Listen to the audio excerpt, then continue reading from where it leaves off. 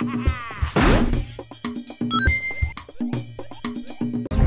give me a sit rep. No visual on hostages or HVTs. Preacher, we're going in. Voodoo, get to the ribs. We're gonna need extract.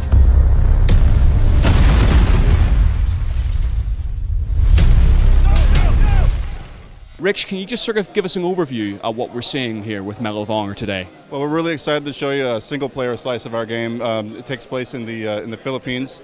You might recognize some of the folks from the last game. Mother, Voodoo, and Preacher are back from AFO Neptune. They're in a group called Task Force Mako now, and they're deployed to the Philippines to rescue some hostages from some people called the Abu Sayyaf group, which is a real group. Of militants that operate in that region. The clincher is that there's been a devastating typhoon, and the entire city of Isabela is flooded. All the civilian population has been evacuated, so the Task Force Mako has to insert themselves into the kind of chaos of this flooded city to be able to take care of the job. Well, there's a lot to sort of talk about. Certainly, we had that brief presentation as well beforehand. I'd like to sort of touch upon you saying about the Milton group. It's a real-life group, and there's a nice thing you said was said during the presentation. You've read about it, the stuff in our game. You've read about, you've seen on the news and such. How have you guys striven to implement a more real-world connection to Warfighter? So one thing we're not doing is we're not reproducing actual events. I mean, a lot of times we don't feel like that's our story to tell. I mean, we try to be very sensitive and respectful about that. What we do want to do is be as authentic as possible. So using real groups that we know about, that you can read about in the news right now, and in that region that of the Philippines. And there was some news article the other day about it. And any other region in our game, when we ship and people Google that place and those people and those names, they're going to see a dotted line connection to, all of the things that happen, right down to the types of operators that work there. And we get that from, again, just being diligent about making sure we're up on the latest global news. And also, we have over 24 special operations guys in various capacities helping us with the game, giving us feedback. We ask them questions, they give us feedback, and it helps us kind of shape the entire game. It seems to be you're going bigger and better for Warfighter. Can you sort of touch upon what you guys looked at from the original Medal of Honor and what you decided to upgrade, for a better word, with Warfighter? Well, as you know, Danger Close is kind of a new entity within the franchise. So the last game was kind of us, getting together and learning the franchise and learning how to work together and really make a game. And as you also know, that we shared the mantle of creating that game with DICE, who created our multiplayer, and I think they did a great job of it.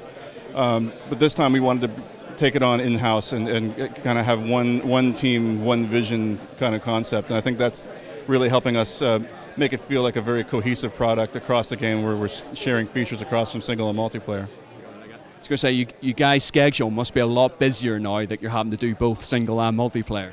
It's pretty insane. I shouldn't be here right now. I say you're doing very well, though. You look completely stress-free, I have to say. Now, we mentioned the global audience. One really interesting part is you're bringing in special forces from almost every country of the world.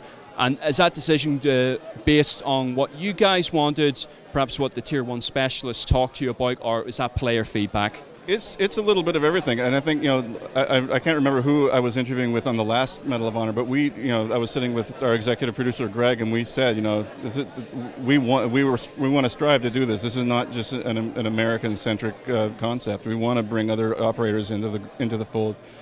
Talking with the consultants that work with us from the American side, they've worked with so many people from all different countries. When they deploy to wherever they go, it's not, I mean, sometimes there's like mixed groups of guys that go out and do things. So we really wanted to kind of, get the flavor of that, and we decided that our multiplayer game was really the best place to kind of let that shine through. So in multiplayer, you're actually able to play as 12 different Spec Ops units from 10 different countries around the world.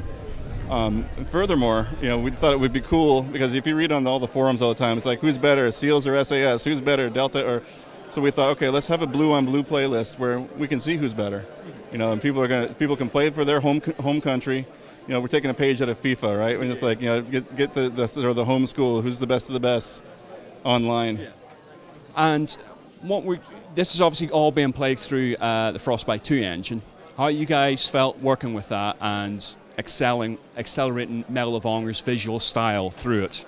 It's been really great, and we're obviously very closely related with DICE from the last project, and just being in the EA family. So we definitely have a lot of tribal knowledge shared there, and then we also have a lot of talent in house. We have a great art director, great engineers, a great art team who's able to leverage what that engine can do, and also kind of add to it. So anybody else who's using the engine within the family can benefit from our knowledge.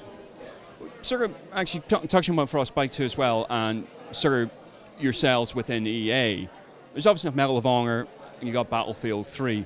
Now, obviously enough, we understand the distinctions between the two, but is there sort of sense of you guys maybe have to do things so there is always a clear line, a clear differentiation between Medal of Honor and what is being done with Battlefield?